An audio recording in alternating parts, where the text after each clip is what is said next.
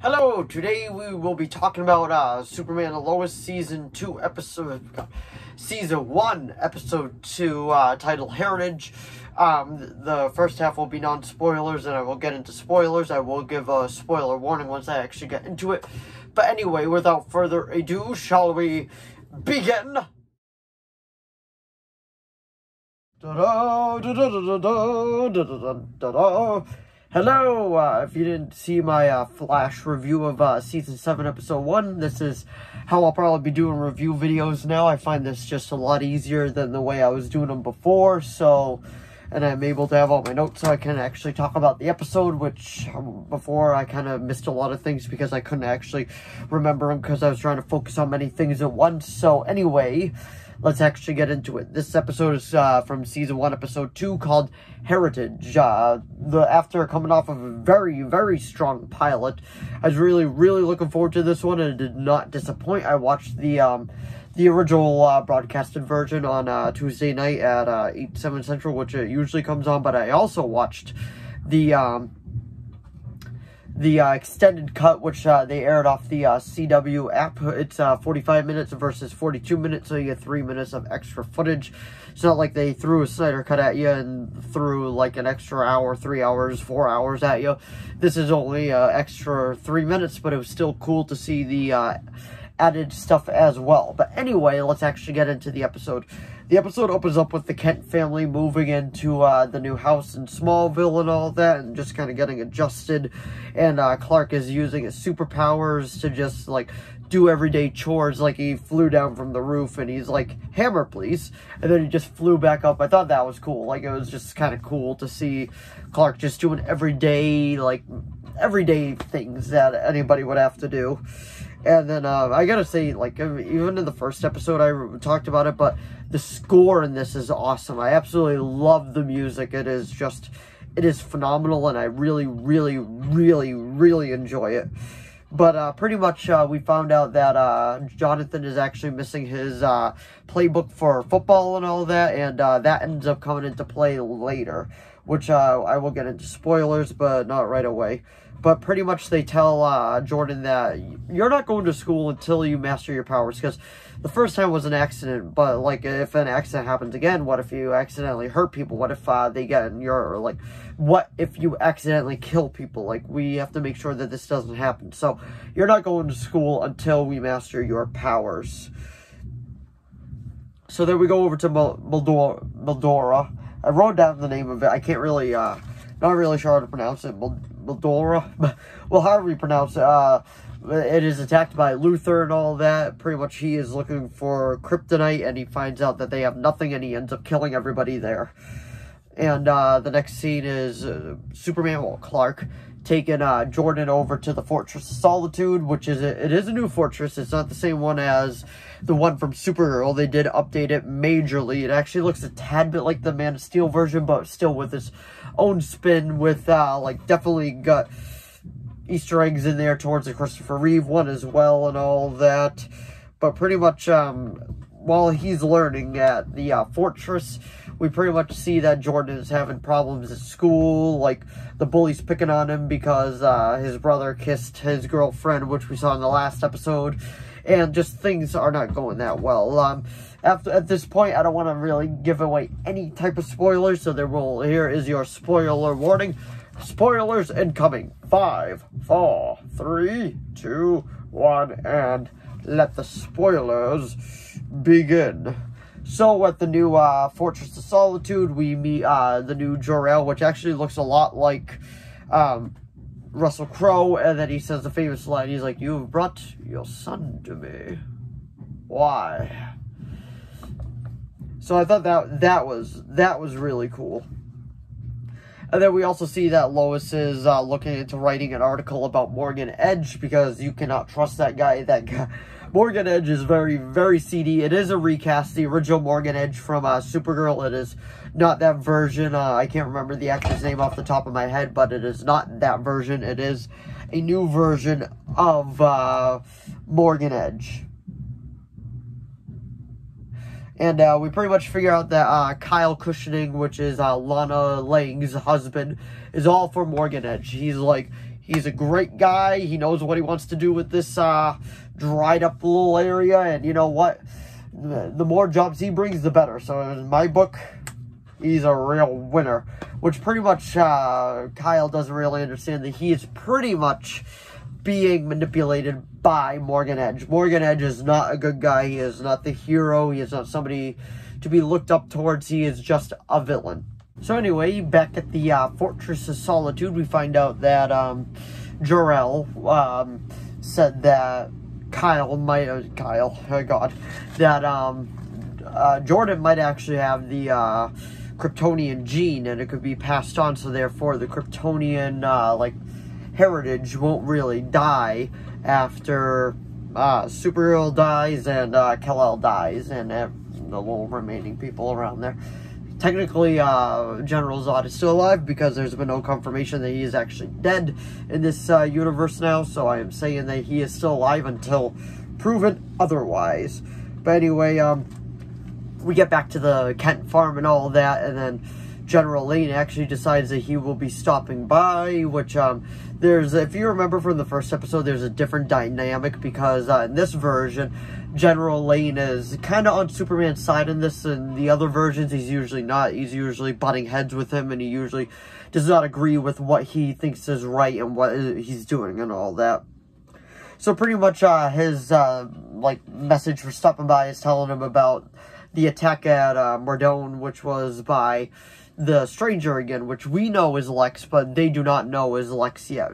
Pretty much he said that the Stranger is attacked again, and we found out that he's actually looking for kryptonite, but that's pretty much all that they know so far. So anyway, Lois hears about this city council meeting, and she wants to go there because this whole thing about Morgan Edge, and she does not like Morgan Edge whatsoever. She really, really hopes to, just to throw him and get him out of the small town, because he's not a good person. I already went over that, but he's not a good person. So, pretty much, Morgan Edge actually shows up at the town meeting, and he pretty much defends himself, and he ends up getting the entire crowd on his side. He fools the entire crowd, and they all turn for him, and they all like, you know what, he's a great guy, he's good, we like Morgan Edge.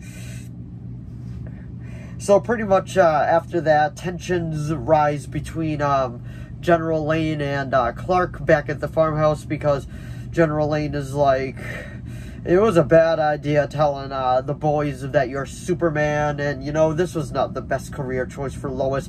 Pretty much everything that you've decided to put over here is wrong. Every decision that you've made has been wrong.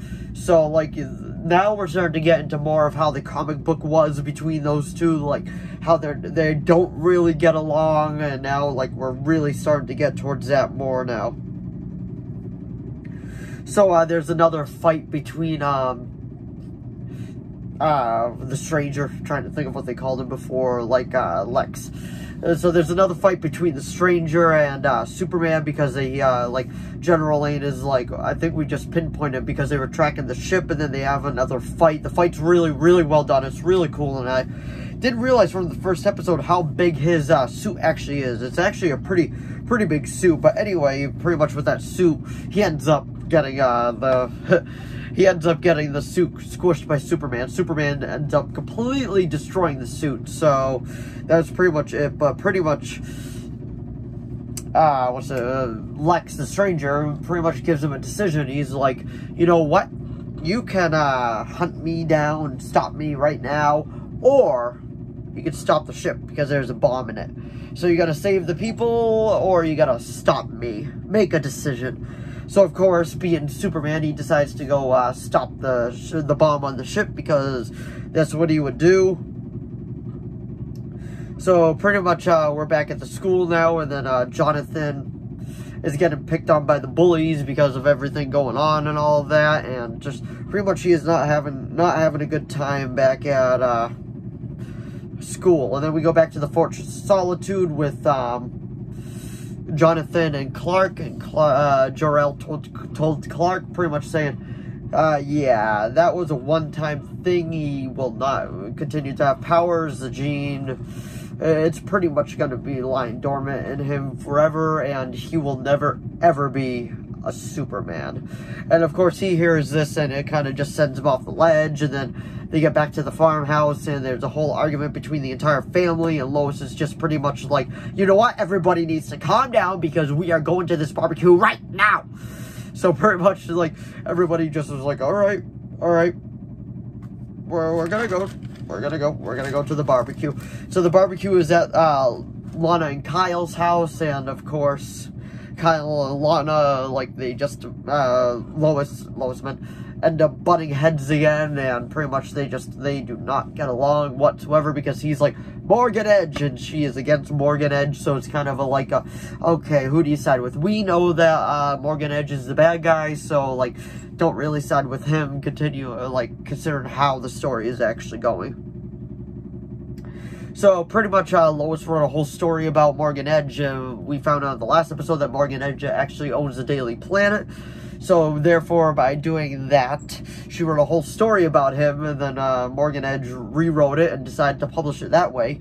Then she goes to Metropolis to pretty much confront him about it, and he's like, this is my company, why would I let you publish something that would clearly paint me in a bad light?